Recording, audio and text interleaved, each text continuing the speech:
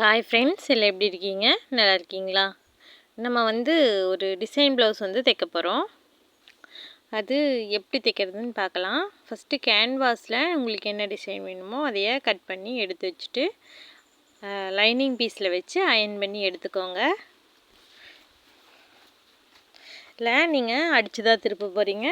அதனால் லைனிங் கிளத்தில் வச்சதை நம்ம கேன்வாஸ் வெளியில் தெரிகிற மாதிரி நல்ல பக்கம் ஒன்றா இருக்கிற மாதிரியும் ஆப்போசிட் சைடு வெளியில் இருக்கிற மாதிரி வச்சுக்கோங்க. ஆப்போசிட் சைடில் வச்சு தான் நம்ம கேன்வாஸை அயன் பண்ணணும். அப்புறம் அந்த கேன்வாஸ் மேலேயே நம்ம ஓரத்தில் தையல் போட போகிறோம். பொறுமையாக நம்ம அந்த வளைவுலெல்லாம் நம்ம குதிரையை நிறுத்தி நம்ம தைக்கணும். பொறுமையாக தைச்சிங்கன்னா ஆட்டோமேட்டிக்காக வந்துடும். மெதுவாக எடுத்து வைக்கணும். மெதுவாக பெடல் பண்ணி குதிரையை அமுத்தி குதிரையில் லைட்டாக பிடிச்சி அப்படியே திருப்பினோன்னா அந்த ரவுண்ட் ஷேப்பெல்லாம் வரும்.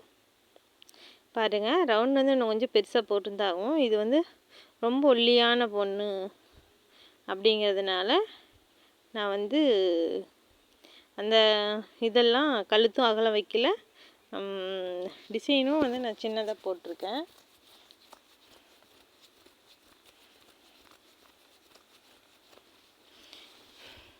அப்படியே பொறுமையாக வச்சு திருப்பினோன்னா சரியாக போயிடும். அந்த ஓரத்தில் கேன்வாஸ் மேலே தையல் போடுங்க.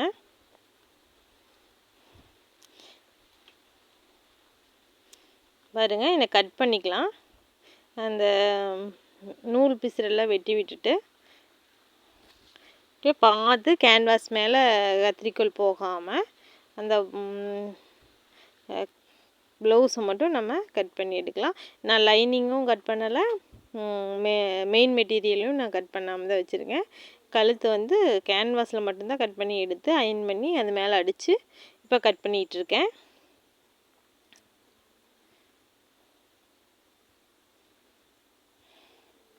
சின்ன பொண்ணாக இருந்து ஒல்லியாக இருக்கிற பொண்ணாக இருந்து ரொம்ப சின்னதாக இருந்தாங்கன்னா, இந்த பொண்ணு காலேஜ் போகிற பொண்ணு தான், ஆனால் ரொம்ப ஒல்லியாகவும் இருப்பாங்க. அதனால் அகலம் கொடுத்தீங்கன்னா ஷோல்டர் இறங்கும். அதனால் நீங்கள் அகலம் கொடுக்காம இது பண்ணிக்கோங்க. அந்த கார்னரெல்லாம் வெட்டி விட்டு அப்படியே கையை வச்சு திருப்பிக்கலாம். அப்புறம் ஏதாவது திருப்புலியோ ஏதாவது ஊசி இந்த மாதிரி இருந்துச்சுன்னா அந்த கார்னரெல்லாம் நல்லா திருப்பி விட்டுக்கலாம். நம்மளுக்கு ஜிக்ஜாக் மாதிரி கிடைக்கும். குழியும் மேடாகவும் இருக்கும். பாருங்கள், நான் திருப்பினதுக்கப்புறம் எப்படி இருக்குன்னு காமிக்கிறேன். திருப்பிட்டு அயன் பண்ணிவிட்டு அப்புறம் மேலே தையல் போட்டுக்கலாம். நம்ம அந்த சின்ன திருப்புளி இருக்கும்ல, டென்ஷன் எல்லாம் இது பண்ணுறது, அதனால் அதை வச்சு நம்ம திருப்பி விட்டுக்கலாம். இப்போ கார்னர் திரும்பாதனால உள்ள அந்த சின்னதாக கட் பண்ணி விடுறேன். அயன் பண்ணிவிட்டு அப்படியே மேலே தையல் போட்டுக்கலாம்.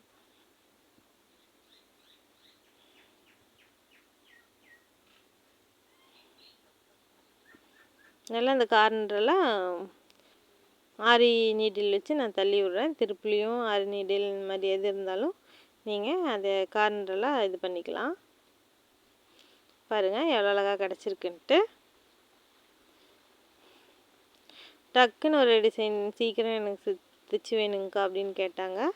அதனால் நம்ம இந்த டிசைன் இது பண்ணிட்டோம். இந்த நெளியாக இருக்கிற டிசைன் ஜிக்ஜாக்கு டிசைன் அவங்க கேட்டாங்க. கேட்டதுனால தான் இது பண்ணியிருக்கு.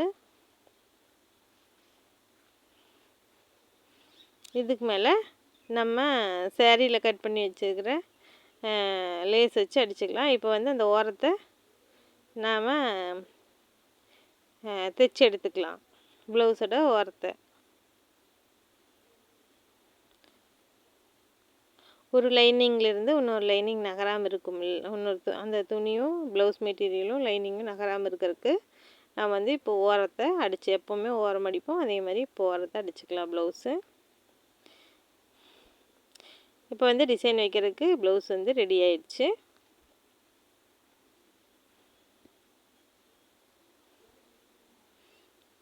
பாருங்கள், ஒரு 6 இன்ச் மட்டும் கட் பண்ணியிருக்கேன். டிசைன் வைக்கிறதுக்கு 2.25 இன்ச் 2.25 இன்ச் வந்து கட் பண்ணி நம்ம டிசைன் வச்சுக்கலாம்.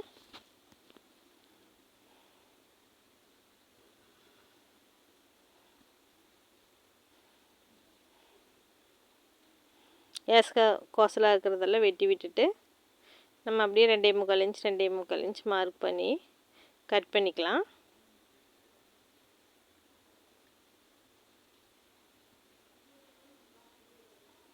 இந்த பக்கம் என்னோட அளவு எவ்வளோ இருக்கோ அதே அளவு நம்ம கட் பண்ணிக்கலாம். அதே மாதிரி 2.25 இருக்குது. கட் பண்ணால் தான் நம்மளுக்கு வந்து சதுரமாக கிடைக்கும். போதும், ஒரே இதில் கட் பண்ணிவிட்டு அதை வச்சே நம்ம வெட்டிக்கலாம். ஏன்னா நம்ம டேப்பில் அளந்துட்டு இருந்தோம்னா லேட் ஆகும்ல, அதனால் அந்த துணியோட அளவை வச்சு வெட்டி அந்த கட் பண்ணி எடுத்துக்கலாம்.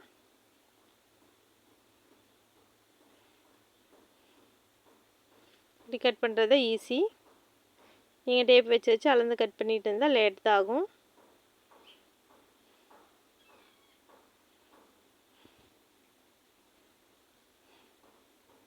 பாருங்கள், இது வந்து முக்கோண ஷேப்பில் வச்சிடலாம். இந்த கார்னையும் மடித்து அப்புறம் வந்து இந்த முக்கோணம் மாட்டி வச்சிடலாம். பாருங்கள், இந்த இது உங்களுக்கு பண்ண தெரியும்னு நினைக்கிறேன்.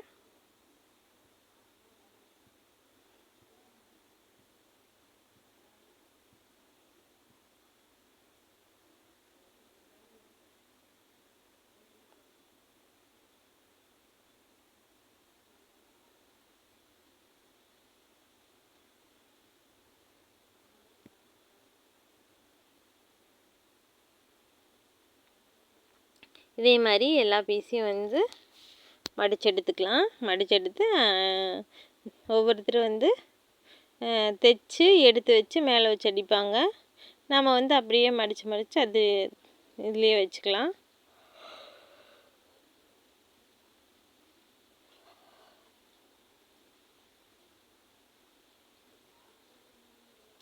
எப்படி வச்சாலும் எது உங்களுக்கு சௌகரியப்படுதோ அதை அப்படி வச்சுக்கோங்க.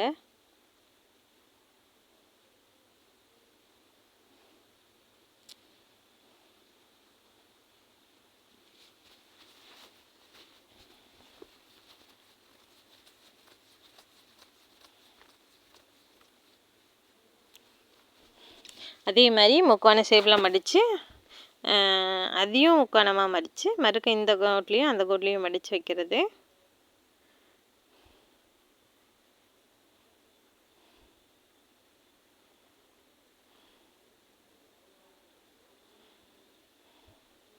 ஓகே ஃப்ரெண்ட்ஸ், இதையும் ஃபினிஷ் பண்ணிவிட்டு அந்த மேலே இருக்கிறதெல்லாம் கட் பண்ணி விடணும்.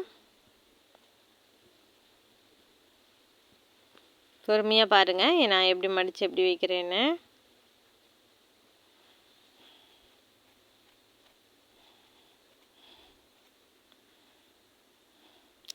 பூ வந்து எல்லாமே ஒரே அளவு வர மாதிரி நம்ம மடிச்சுக்கணும்.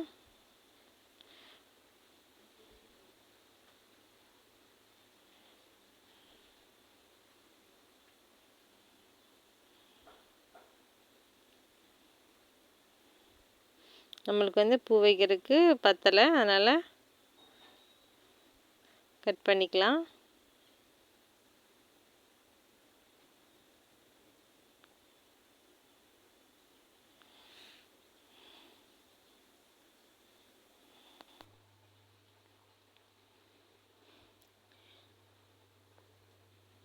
பாருங்கள், நம்ம எப்படி டிசைன் வச்சு கம்ப்ளீட் பண்ணிவிட்டு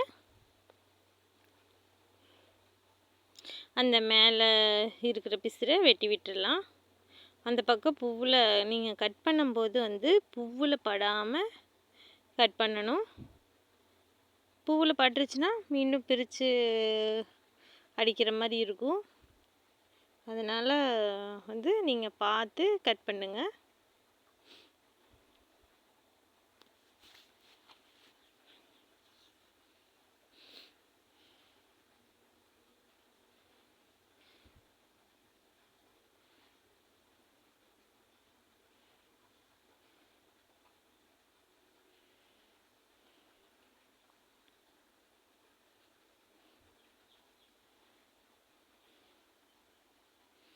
பாருங்கள் இந்த பிசுரை நான் எப்படி வெட்டுறேன்னு.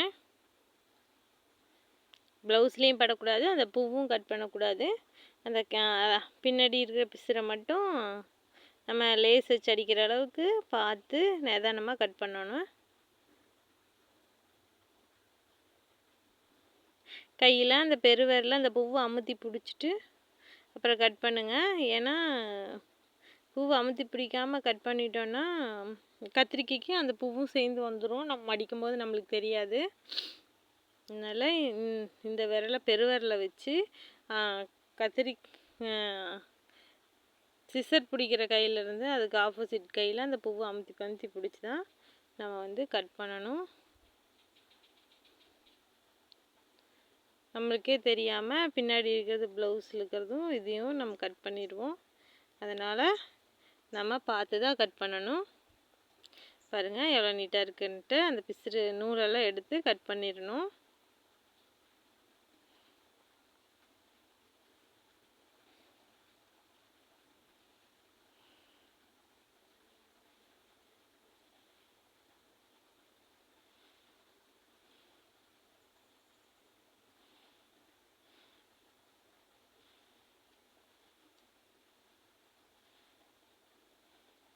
நம்ம வந்து அந்த மேலே இருக்கிற தையல் போட்டதை மறைச்சி லேஸ் வச்சு அடிச்சுக்கலாம்.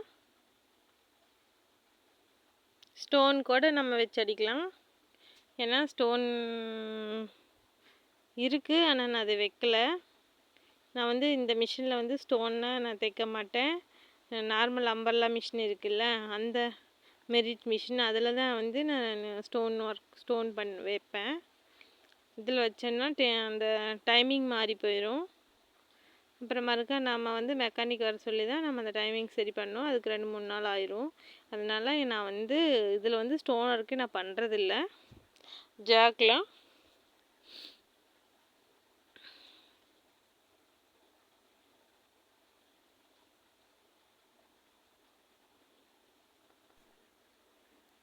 பாருங்கள், லேஸருக்கு வந்து நம்ம இப்போ வைக்க போகிறோம். அதுக்கு வந்து 1/4 இன்ச் லேஸ் வராது, 1/2 இன்ச் லேஸ் தான் வந்து கரெக்டாக இருக்கும். நம்மளுக்கு அந்த கார்னரில் வளையிற அளவுக்கு எந்த லேஸ் செட் ஆகுமோ நீங்கள் அந்த லேஸை வந்து வச்சுக்கோங்க.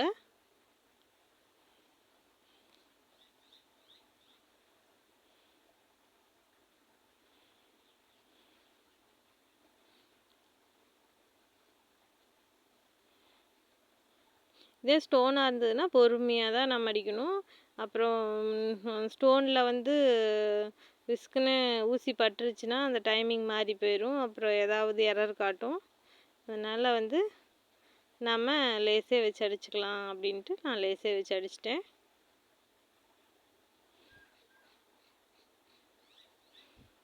இந்த ப்ளவுஸ் வந்து போடும்போது அவ்வளோ சூப்பராக இருந்துச்சு. இந்த பொண்ணு வந்து என்னட்டாங்கன்னா, சேரீலேயே எனக்கு வந்து இது வச்சுருங்கக்கா, ரோப் வச்சுருங்க, எனக்கு வந்து இது வேண்டாம், லேஸில் வேண்டாம், எனக்கு ரோப்பு அப்படின்னு சொன்னாங்க. நம்ம சேரீ ப்ளவுஸ்லேயே நம்ம வந்து ரோப் வந்து டிசைன் பண்ணி எடுத்து ஒட்ட வச்சிட்டோம், ஸ்டிச் பண்ணி கொடுத்துட்டோம்.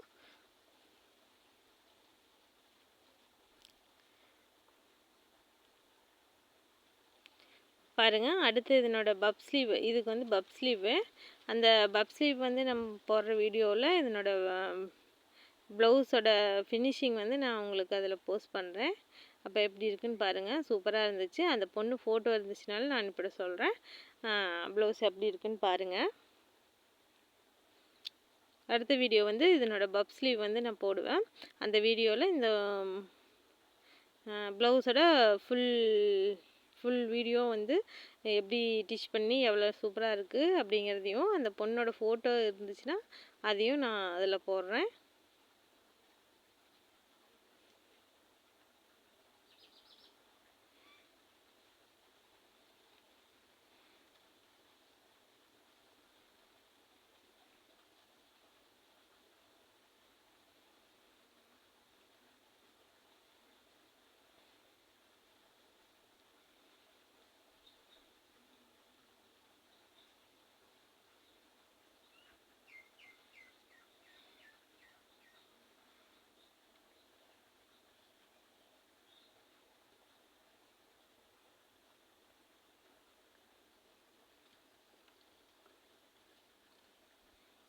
இந்த அந்த முக்கோண பூ வச்சுருக்கேன்ல, அந்த பூவில் வந்து நம்ம 2 mm பீடு 2 mm பீடு வந்து நம்ம வச்சு விட்டுடலாம். வச்சு விட்டுட்டோம்னா அதனோட ஃபினிஷிங் வந்து சூப்பராக இருக்கும்.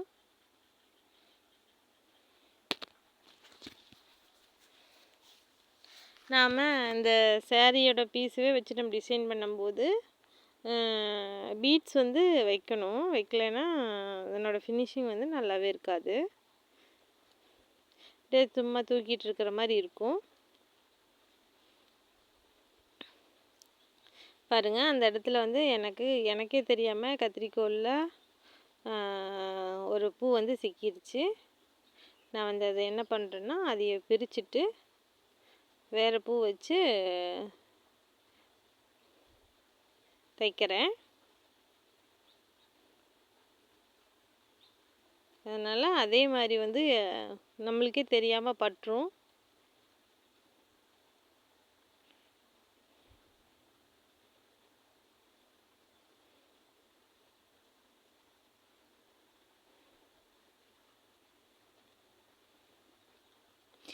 அதாவது நம்ம எந்த ட்ரெஸ் தைக்கும்போதும் ஒரு டிசைனே வச்சிங்கனாலும் நூல் மாற்றுறதுக்கு சங்கடப்படாதீங்க. கண்டிப்பாக நீங்கள் நூல் மாற்றி தான் தைக்கணும்.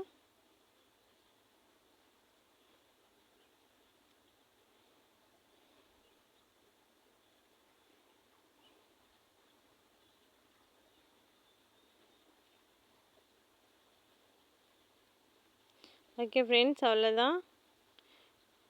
இதில் ஸ்டோன் வச்சு டிஷ் பண்ணி முடித்தா வேலை முடிஞ்சிச்சு. எவ்வளோ சூப்பராக இருக்குன்னு பாருங்கள். இது ஸ்டோன் வச்சதுக்கப்புறம் பாருங்கள், செம்மையாக இருக்குது ப்ளவுஸு. அவங்க போட்டதுக்கப்புறம் அதோட சூப்பராக இருந்துச்சு. Okay friends.